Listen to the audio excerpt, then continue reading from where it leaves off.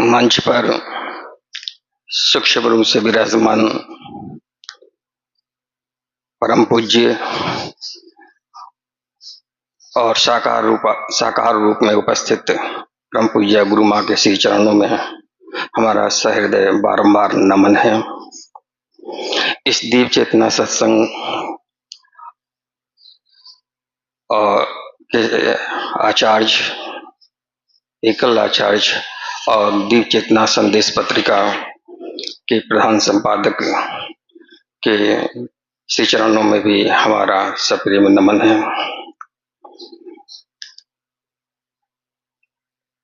इस दीप चेतना सत्संग के उपदेशक गया के रणधीर भैया के चरणों में भी हमारा सादर नमन है। साथ ही इस सभा और सभा के बाहर उपस्थित सभी गुरु भक्तों को भी हमारा यथा योग्य वंदन है, अभिनंदन है। साथ ही इस मासिक सत्संग की सभा में आप सबका सुस्वागतम है।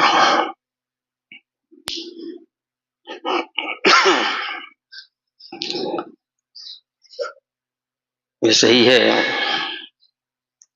कि जब परम पूज्य और परम पूज्य गुरु माँ की कृपा होती है तभी हमारी ऐसी सत्संग सभाओं में उपस्थिति हो पाती है।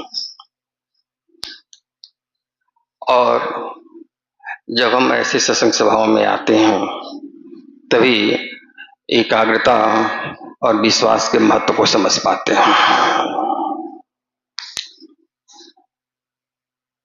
एकाग्रता के लिए जरूरी है कि एक समय में एक ही साधन हो और एक ही गुरु या इष्ट हो।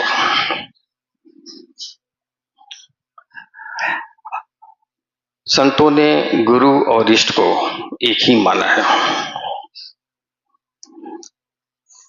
हमारे यहाँ कुछ महापुरुष तो ऐसे भी हुए हैं जिन्होंने गुरु को इष्ट से भी अधिक माना है, अधिक दर्जा दिया है। जैसे सहजोबाई कहती हैं, ये राम तजू पर गुरु न विचारूं, गुरु के सम हरि को न निहारूं। इसी तरह से आदि शंकराचार्य कबीर आदि सभी लोग अपने शब्दों में गुरु का गुणगान करते हैं। वही अमीर खुसरो के बारे में हम सुनते आए हैं कि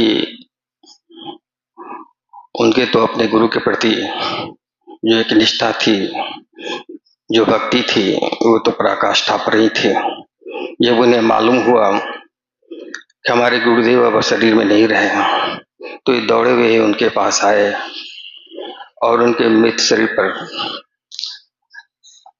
अपना शरीर रखकर रोरी में रखने लगे और इसी अवस्था में अपना प्राण त्याग दिया। तो हम लोग तो अभी शुरुआती अवस्था में ही हैं, अभी बहुत लंबी दूरी तय करनी है। यदि इन लोगों को अपने सामने उदाहरण के रूप में रखें तो अभी बहुत दूरी तय करनी है। हालांकि कुछ पंथों में गुरु और इष्ट दोनों को भिन्न रूप में देखा गया है, जिससे ध्यान करने में बहुत कठिनाई आ जाती है। साधक का मन कभी गुरु की तरफ खींचता है तो कभी इष्ट की तरफ खींचता है। इसी में बहुत सारा समय नष्ट हो जाता है। इसीलिए संत और महात्माओं ने दोनों को मिलाकर एक कर दिया। यानी उनके यहाँ गुरु के अतिरिक्त और कोई इष्ट नहीं होता है। वे उसी एक का ध्यान करते हैं और उसी पर अपना तन मन धन समर्पित करके उनके शरणागत हो रहते हैं। हमारे यहाँ भी यही सिद्धांत अपनाया जाता है। गुरु को ही इष्ट माना जाता है और तभी गुरु मंत्र को गुरु सत्ता समझकर ध्यान में हम लोग जाते हैं और फिर धीरे धीरे अपने विकारों को दूर करते हुए लक्ष्य की तरफ बढ़ते जाते हैं। ईश्वर दर्शन के लिए और आनंद और शांति के लिए एक निष्ठा और विश्वास का होना अति आवश्यक है, क्योंकि स्थिर और शांत मन में ही सबसे ज्यादा विश्वास होता है। और ऐसे विश्वास और श्रद्धा के साथ जब हम अपने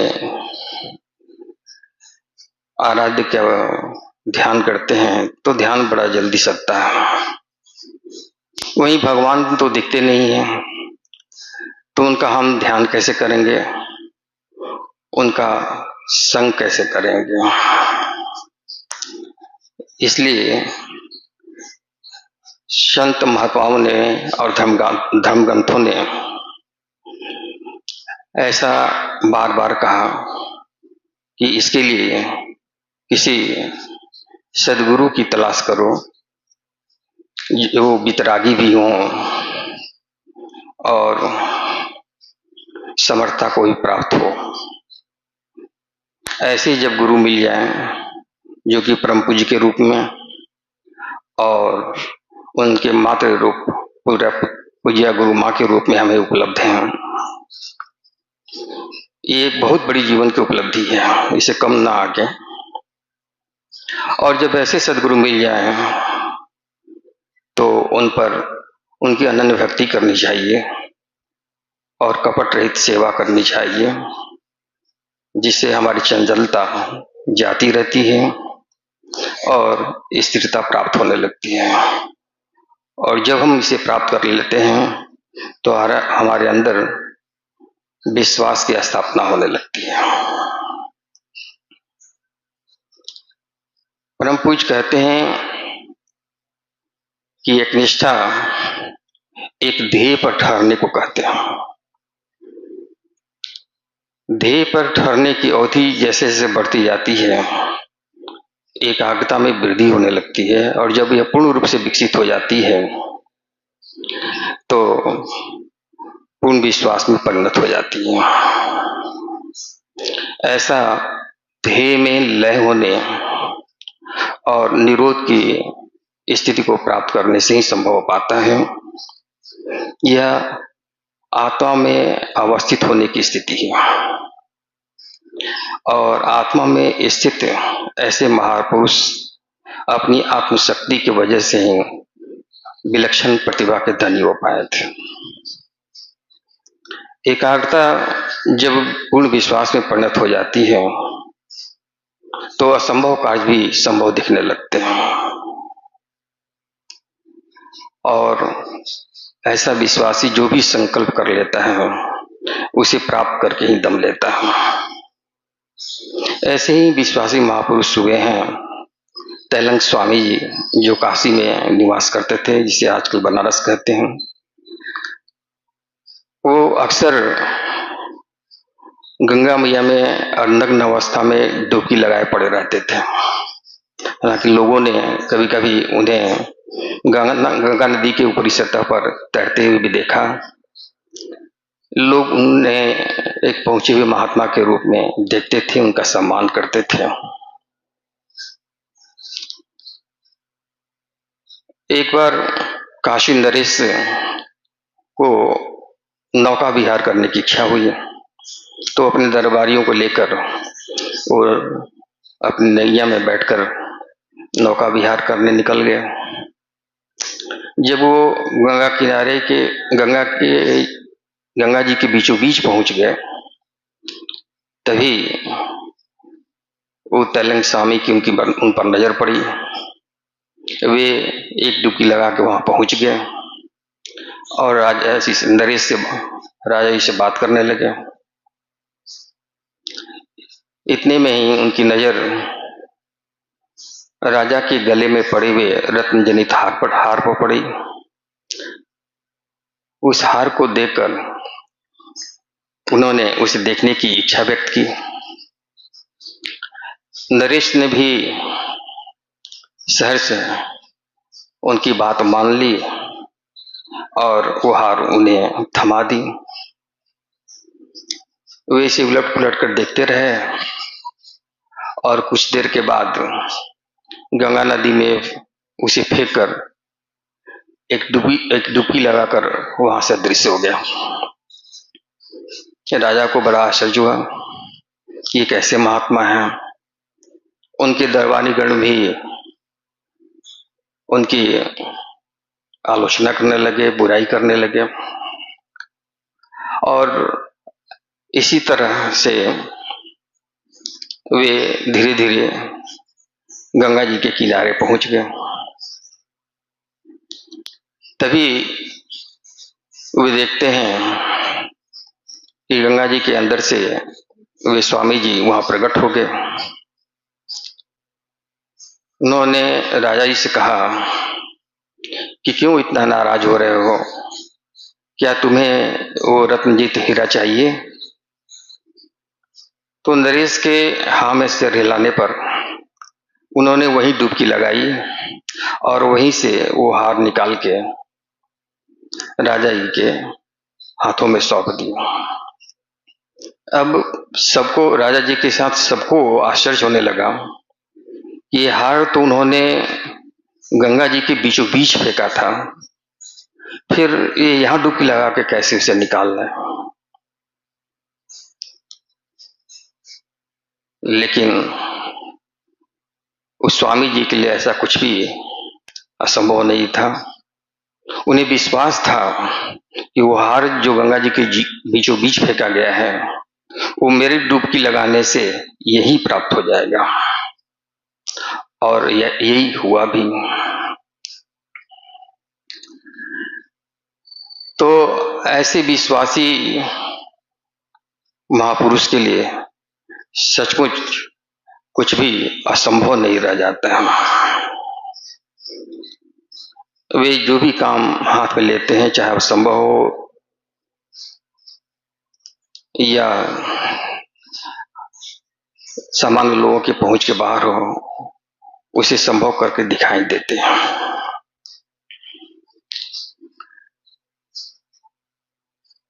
परम पूज्य कहते हैं कि पहले विश्वास जो हमारे अंदर आता है उसको आगम विश्वास कहते हैं। यह धर्मग्रंथों को पढ़ने और महापुरुषों को वाणी को सुनकर आता है और चूंकि महापुरुषों की वाणी ज्यादा असरदार होती है क्योंकि वे आत्मा में लयता को प्राप्त कर चुके होते हैं। वे हमारी तरह शरीरधारी होते हैं और हमारी ही भाषा बोलते हैं, इसलिए वे आत्मा की वाणी से जो भी आत्मा परमात्मा के बारे में चर्चा करते हैं तो उससे हमारे अंदर विश्वास की स्थापना होने लगती है और फिर ऐसा साधक गुरु से न मिलकर गुरु में मिलकर उनमें लय होकर सदा के लिए गुरुमय हो जाता है। ऐसे ही गुरु में एक साधक की छोटा सा दृष्टांत आता है कि एक सेठ जी थे, उनके परिवार में उनकी पत्नी और एक ही बच्चा था और उनके घर में ही उनके गुरुजी निवास करते थे जिनको सेठ जी बहुत श्रद्धा, विश्वास और सम्मान देते थे, विश्वास के साथ देखते थे और श्रद्धा और सम्मान भी देते थे, भगवान की तरफ पूछते भी थे, उन्हें अपना सब कुछ समर्पित किए हुए थे। लेकिन वो गुरु सदगुरु अवस्था को प्राप्त नहीं थे, हालांकि कुछ सिद्धियां उन्होंने प्राप्त कर ली थी। तो ऐसे लोगों पर काम, क्रोध, लोभ, मोह, मद का कभी न कभी वार हो ही जाता है और वो पतित होते देखे भी जाते हैं। यही स्थिति उनकी भी हुई। उन्हें भी लोभ हो गया कि यदि इस सेठ के एक लड़के को मार दिया जाए तो सेठ तो अपना सब कुछ हम ही को समर्पित किए हुए हैं, तो सब संपत्ति के मालिक हम ही हो जाएंगे। सेठ के पास अकुत धन संपत्ति था ही, और ऐसा विचार आते हैं वे उसी मौका के तलाश में रहने लगे। और ऐसा एक दिन उन्हें मौका मिल भी गया और उन्होंने उस बच्चे की हत्या कर दी। अब तो घर में बच्चे की स्थिति देखकर रोना धोना शुरू हो गया, हाहाकार मच गया। धीरे धीरे ये बात सेठ तक भी पहुंची तो सेठ जी थोड़ा दुखित हुए और उसी दुखी मन से अपने गुरु के पास चल दिए। गुरु के पास जाकर उन्होंने अपने बच्चे की स्थिति के बारे में बताया और उनसे बारंबार प्रार्थना करने लगे कि यदि आप चलकर अपने चरण से उसका मस्तक स्पर्श करा देंगे तो मुझे पूरा विश्वास है कि वो लड़का जीवित हो उठेगा।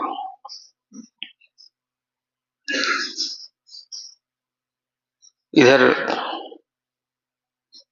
वो जो उनके गुरुजी थे उन्हें भी जब लोभ का प्रभाव कम हुआ तो उन्हें ग्लानि होने लगी कि लो बस मैंने ये कौन सा पाप कृत कर दिया। अब वे पश्चाताप की अग्नि में जलने लगे। इधर सेठ जी बारंबार प्रार्थना कर रहे थे, तब वे भरे मन से अनमने ढंग से उस बालक की तरफ चल देते हैं सेठ जी के साथ। और वहां भी जब सेठ जी बार बार प्रार्थना करने लगे तो उन्होंने अपना चरण स्पर्श उस मृत बालक के मस्तक से कराया।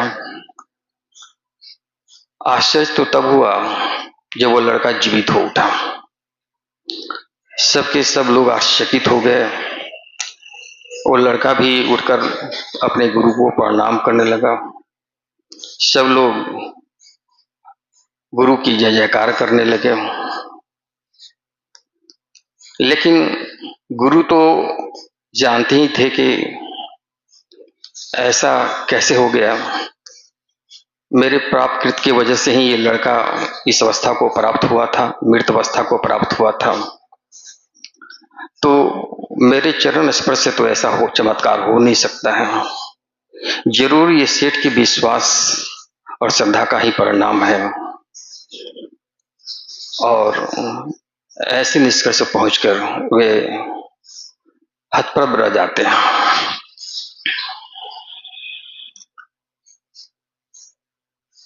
तो जहां दृढ़ विश्वास होता है कि हमारे गुरु सब समर्थ हैं और वो हमारी हर तरह से रक्षा करेंगे ही करेंगे, तो ऐसा संभव होते देखा जाता है। परम पूज्य कहते हैं कि विश्वास का अर्थ ही है कि जो भी प्रामाणिक लोगों की बात कही जाए या उनसे सुनी जाए तो बिना तर्क की कसौटी पर कसे हुए उस पर उसकी सत्यता को स्वीकार कर लेना चाहिए। हालांकि जब सदगुरु रूप में हम किसी को स्वीकार कर लेते हैं, हमारी आत्मा स्वीकार कर लेती है, तो उन्हें बार बार विश्वास के लिए आजमाना नहीं चाहिए। एक बार जब अंतर स्वीकार कर ले तो उन्हें हमेशा के लिए धारण कर लेना चाहिए।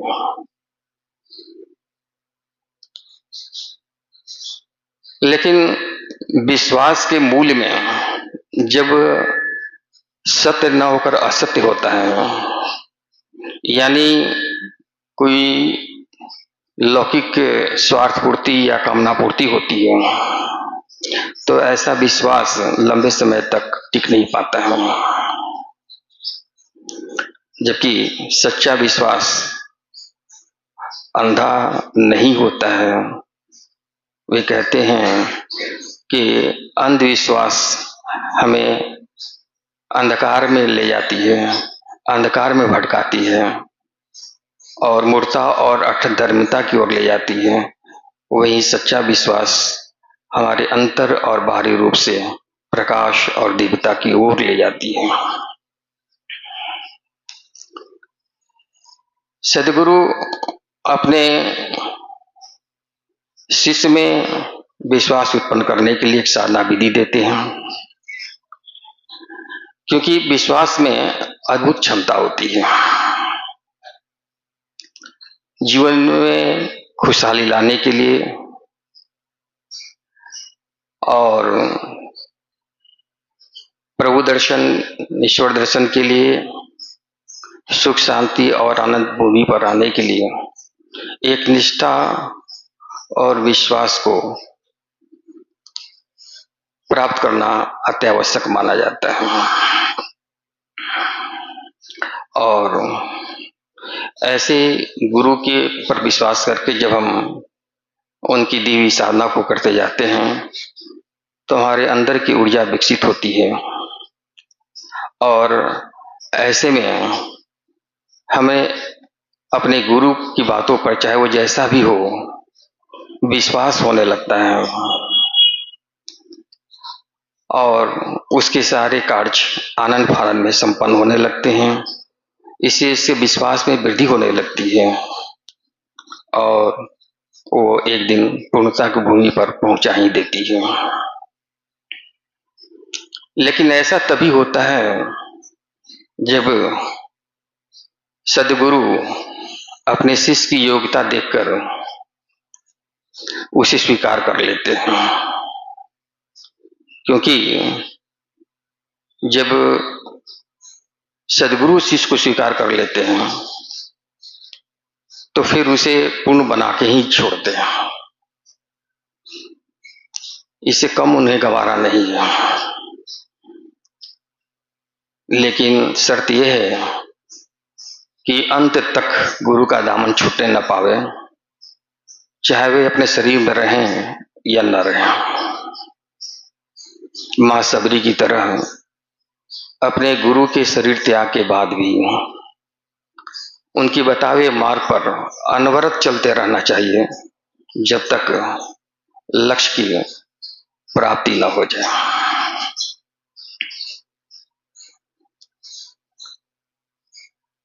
परम पूज्य कहते हैं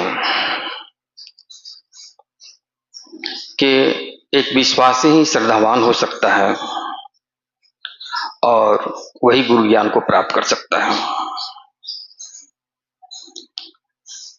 इस प्रकार जब हम विश्वास करते हुए गुरु की बताई हुई ध्यान साधना करते चले जाते हैं तो हमारा मन भी शांत और स्थिर होते चला जाता है। यदि हम गुरु की बताई हुई साधना को नहीं करेंगे और अपने अंदर की ऊर्जा को विकसित नहीं करेंगे तो फिर न हमें अपने आप पर विश्वास होगा और न ही गुरु पर या ईश्वर पर भरोसा होगा। ऐसे में शंका और संदेह के खरपतवार उगते ही रहेंगे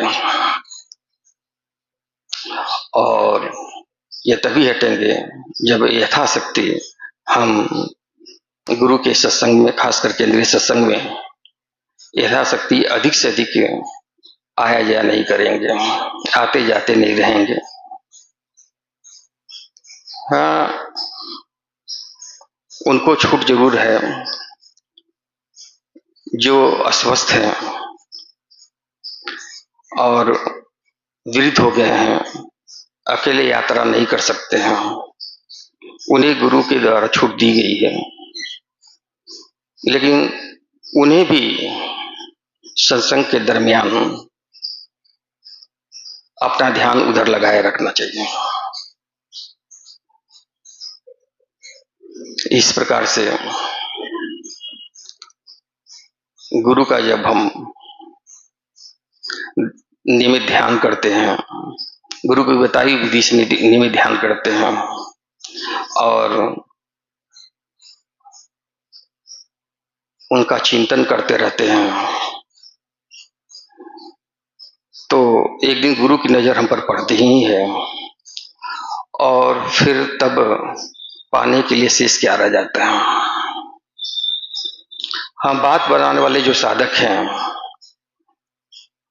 वो अपने विश्वास और श्रद्धा को सुरक्षित नहीं रख पाते हैं, क्योंकि विश्वास और श्रद्धा को सुरक्षित रखने का आधार गुरु की साधना, गुरु का सत्संगी है। जिनको न गुरु की साधना से मतलब है और न ही गुरु के सत्संग का मतलब है, तो उनकी स्थिति डवाडोल सदा ही बनी रहती है और थोड़ी सी भी विपरीत स्थिति आने पर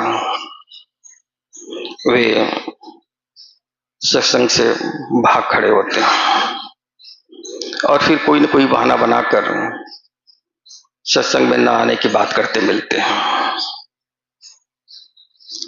जबकि हमें सोचना चाहिए, विचार करना चाहिए कि हम सत्संग से, गुरु से क्यों जुड़े थे, उसका उद्देश्य क्या था। क्या हम गुरु से इसलिए जुड़े थे कि हम मनचाही व्यवस्था प्राप्त कर लें, अपनी बात मनवा लें या अपनी श्रेष्ठता साबित कर लें, इसके लिए जुड़े थे या आत्मज्ञान प्राप्त करने के लिए जुड़े थे। हमें सदा याद रखना चाहिए कि ये गुरु का मिशन है और गुरु का ही सत्संग है, उन्हीं के द्वारा स्थापित ये सत्संग है और इस सत्संग को उन्होंने कितनी परिश्रम से, कितनी मेहनत से स्थापना की है, ये हम लोग के आंखों की देखिए। और कोई भी साधक या शिष्य क्या चाहना लेकर हमारे पास आया है, उसकी आवश्यकता क्या है, उसकी जरूरत क्या है, उसे कब, कितना और कैसे दिया जाना चाहिए, ताकि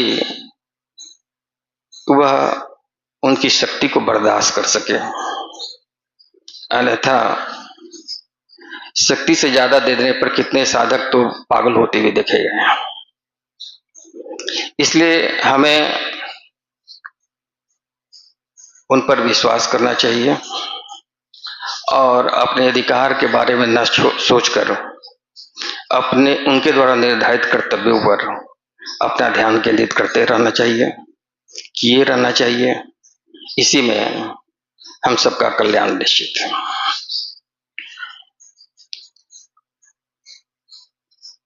इस समय जब भी हम कमजोर पड़े, शक्तिहीन महसूस करने लगे, तो हमें गुरु के द्वार पर करुण पुकार लगानी चाहिए, उनसे अपनी गलतियों के लिए बारंबार क्षमा मांगते रहना चाहिए।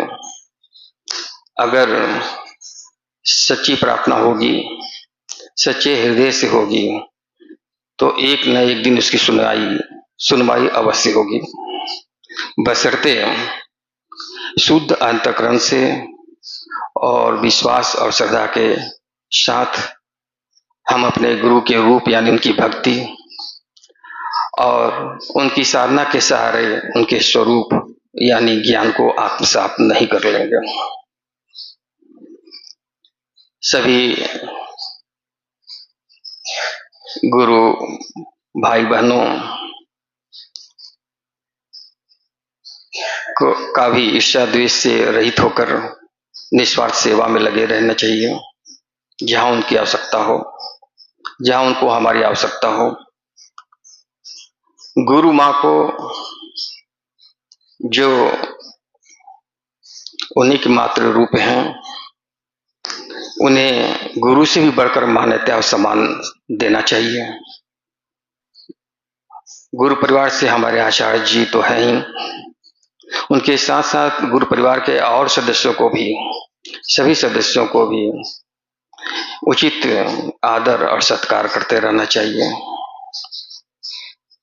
और बाकी सब अपने गुरु पर छोड़ देना चाहिए, क्योंकि वो अपनी मर्जी के मालिक खुद ही है। यहाँ केवल श्रद्धा और विश्वास देखा जाता है, दूर दूर तक छल कपट दिखावा और बनावट से कोई रिश्ता नहीं रखा जाता है। जब ऐसा करने में हम सफल हो जाते हैं तो गुरु की प्रसन्नता हमें प्राप्त होती है और एक दिन वो आत्मज्ञान के हमें अधिकारी भी बना देते हैं। तो आइए परम पूज्य गुरु महाराज और गुरु माँ से प्रार्थना करें। हे प्रभु, हे माँ, हम सब पर दया करना, कृपा करना कि हम सब आपके प्रति सदा एक निष्ठ बने रहें और आपके चरणों के प्रति हमारा विश्वास सदा बना रहे। आपका दामन जीवन पर्यंत कभी छूटने न पावे और माँ सबरी की तरह आपके आदेश का पालन करते हुए हम आपकी प्रसन्नता को प्राप्त कर सकें और अपने जीवन को सफल और सार्थक बना सकें। ओम शांति।